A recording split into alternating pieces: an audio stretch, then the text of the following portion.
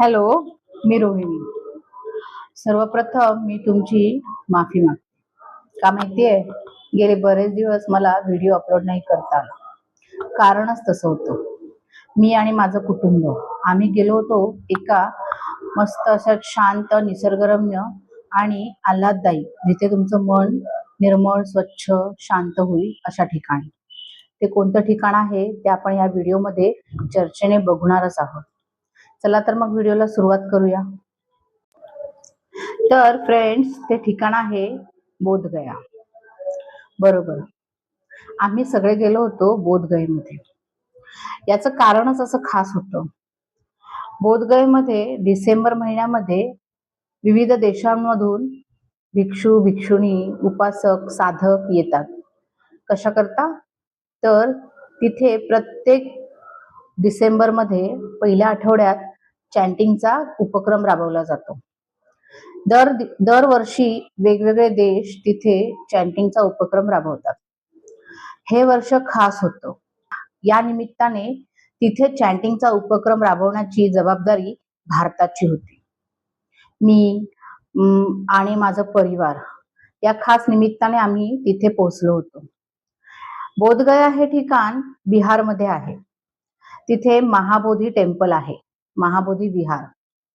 या महाबोधी विहाराच्या परिसरातच तिथेच तथागत गौतम बुद्धांना सम्यक संबोधी जी असते, ज्ञान प्राप्ती असते, ती तिथे त्या बोधी वृक्षाखाली त्यांना प्राप्त झाली होती. रात्रीच्या पहिल्या 3 प्रहरी त्यांना ते ज्ञान प्राप्त झालं होतं.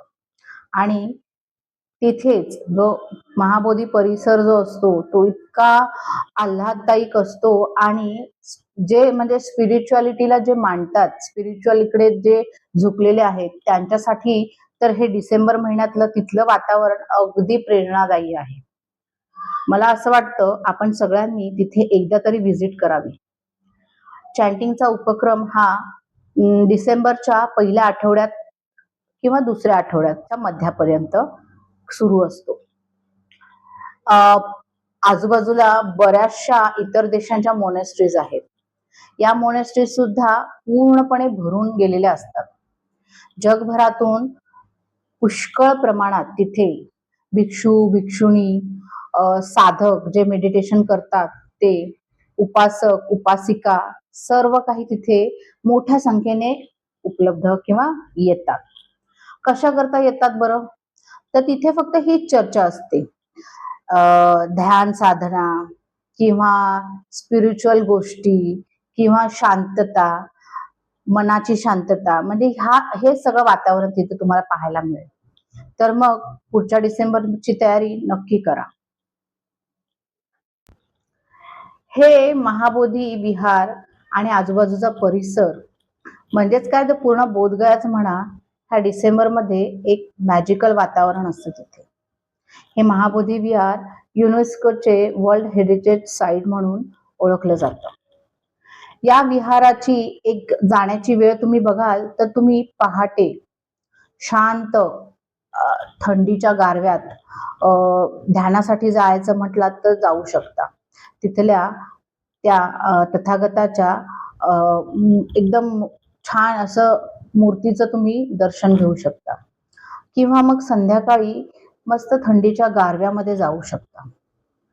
बघा, मनाला शांतता हवी असेल तर आजूबाजूचं वातावरण सुद्धा आपल्याला शांत लागणं थोडंसं असणं गरजेचं असतं. ते ह्या डिसेंबर महिन्यामध्ये अनुभवायला मिळतं. नक्की या. दुसरं म्हणजे तिथे तुम्हाला खूप साऱ्या गोष्टी जर घ्यायच्या असतील तर तिथे तिबेटच्या अँटिक वस्तू मिळतील. शॉल आहेत, काश्मीरी कुर्तीज आहेत, लखनवी तुमचे ड्रेस कुर्तीज आहेत, सेट आहेत, किंवा मग अशा बुद्ध मूर्तींची वेगवेगळी रूपं आहेत. काही तिबेटन हँडक्राफ्ट वस्तू आहेत. आणि अँटिक वस्तू बघाल तर इतक्या छान आणि असं वाटतं तुम्हाला तुम्ही कुठल्या तरी ऐतिहासिक गोष्टी घरामध्ये ठेवाल अशा काही गोष्टी आहेत. लाकडी गोष्टी आहेत. तिथल्या उबदार शॉल, म्हणजे तिथलं जे वुलन जे आहे काही वेगळंच मटेरियल असतं. अंगावर पांघरलं तर अगदी खूप छान प्रकारची ऊब मिळते. आम्ही तर खूप मजा केली तिथे आणि बऱ्याचशा गोष्टी सुद्धा विकत घेतल्या.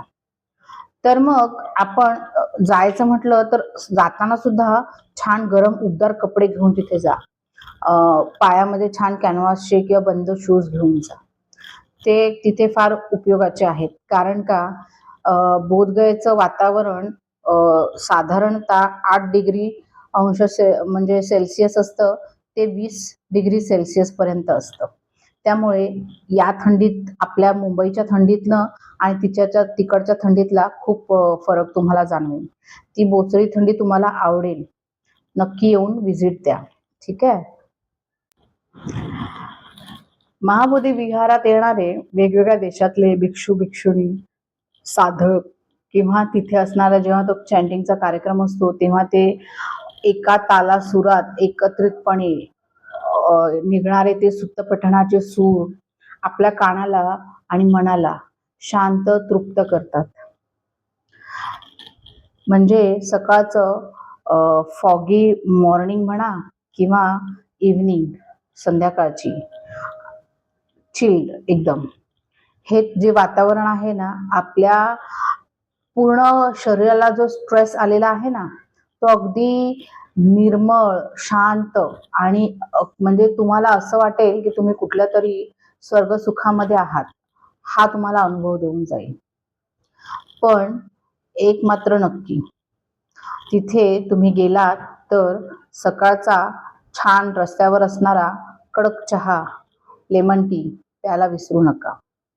तिथे मिळणारं तुम्हाला तिबेटन सूप हिवाळ्यामध्ये मज्जाच, भन्नाटच तुम्हाला लागेल ते, किंवा मोमोज या सगळ्या गोष्टी सुद्धा तुम्हाला ऊब देतील आणि तुमच्या ह्या मनशांतीच्या प्रवासाला मदत करतील. नक्की जाऊन बघा एकदा. ठीक आहे. महाबोधी विहारात जाणं, पहाटे पहाटे जाणं खूप स्पेशल वाटतं. तिथे गेल्यानंतर बोधी वृक्षाखाली आपण 10-20 मिनिटं 15 मिनिटं शांत डोळे मिटून एक ध्यान साधना केली तर तुमचं माइंड कम्प्लिटली शांत होऊन जाईल आणि हा एक्सपिरियन्स तुम्ही लाईफ टाईम तुमच्यापर्यंत साठवून ठेवू शकता. त्यानंतर तिथे चॅन्टिंग सोबतच म्हणजे चॅन्टिंगचं सुरूच असतं ते जे सुमधुर सुरांचे जे नाद आहेत, जे आवाज आहेत ते तुमच्या कानाला ते त्या लयीमध्ये ठेवतच असतात. तिथे चॅन्टिंग सोबतच वेगवेगळे ध्यान शिबिर सुद्धा सुरू असतात.